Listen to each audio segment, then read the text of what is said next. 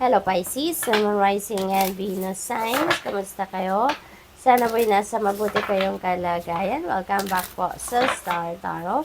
Kung bago kayo rito, welcome din kayo. Thank you sa inyong support. I truly appreciate it. God bless you all. Pisces, we have shamanic healer. Ang iba siguro sa inyo dito is sa healer. Baka psychic kayo, yung mga ganon, ano. And maybe this is the time na kailangan ninyo ng attunement, kailangan ninyo ng cleansing, no? Maybe you have baka foggy na or bag down na kayo ng negative energy, kaya kailangan na ninyo na mag-cleanse sa ngayon. We have relaxation, ayan. This is one way, no, of doing that cleansing. Kailangan ninyo na magpahinga, kailangan ninyo na mag-relax muna para makalma yung inyong sarili, makalma yung inyong senses, yung isip ninyo, yung damdamin ninyo, makalma at ma-declutter ninyo ang mga bagay, no, na hindi naman necessary na nandiyan pa sa buhay ninyo. So, this is a time for, pagsasaya, pag-i-enjoy din, maaari din na you're really seeking for tranquility and serenity. Kaya, ibigay nyo na yan sa sarili ninyo, Pisces. Magpakasyon kayo, step back a little from what is making you busy, okay? We have Archangel Zadkiel. There is self-acceptance, compassion, forgiveness. So, napakaganda rin ito kasi mailalabas nyo dito yung inyong pagiging compassionate, no? You're very loving, you're very helpful, supportive, kaya lalabas yan ngayon. You will be displaying your compassionate heart at this time. Meron ding forgiveness. So, siguro, merong mga hihingi sa inyo ng tawad sa ngayon or baka willing na kayo talaga na mag-forgive sa mga tao na nagkasala sa inyo or nagkamali sa inyo. Even if hindi sila humihingi ng kapatawaran sa inyo. No? So, we have balance, and kailangan na ninyo ito. Ibalik ang balanse sa sarili ninyo. Kaya nga, kailangan ninyo na mag-relax, no? Kailangan ninyo na mag-cleanse para makabalik kayo sa sentro, makabalik kayo sa core ninyo. Kaya napakahalaga na mag-self-care kayo, Pisces, okay? Ascended Masters. And so, for some of you, Pisces, siguro, lagi kayong nagpe-pray or nagno-novena sa certain saint, no? Yung mga ganon. Nakikita ko dito ng mga santo at santa ito.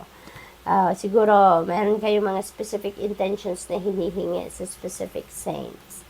We have Goddess of Dreams. Ayan. So, divinely guided kayo sa kung ano man ang mga ginagawa ninyo sa ngayon. Huwag kayong mag-alala. Divinely guided kayo. Importante lang dito, marinig ninyo, ma-access ninyo kung ano yung guidance sa inyo ng Divine Universe, no? And pinapadalahan kayo ng gabay through your dreams, kaya importante na i-decode ninyo ang ibig sabihin ng mga panaginip, no? Yung mga elemento ng panaginip ninyo na nakikita nyo pa or nakita ninyo sa inyong panaginip, and when the day after naalala nyo pa kung ano mga yon, then i-decode ninyo yan para nang sa gayon yun ang magiging reference ninyo no? I-google po ninyo yan for sure.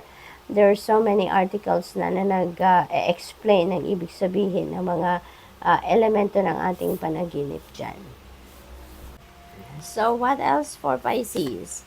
We have animal totems. Ayan. So, dito Pisces sa animal totems, this is the specific kind of animal na laging sumusulpot sa inyo.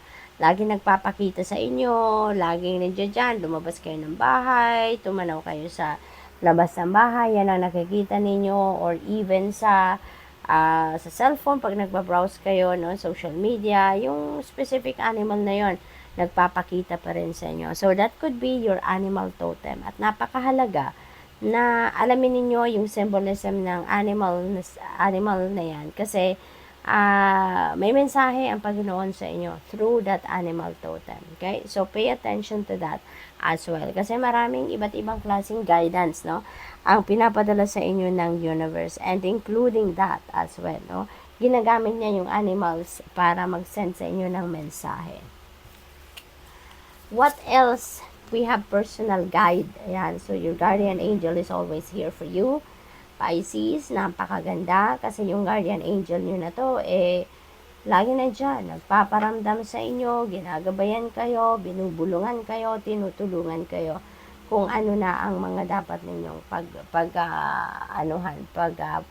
bigyan ng atensyon, ano? So, good luck. Thank you for watching. Love and light. Namaste.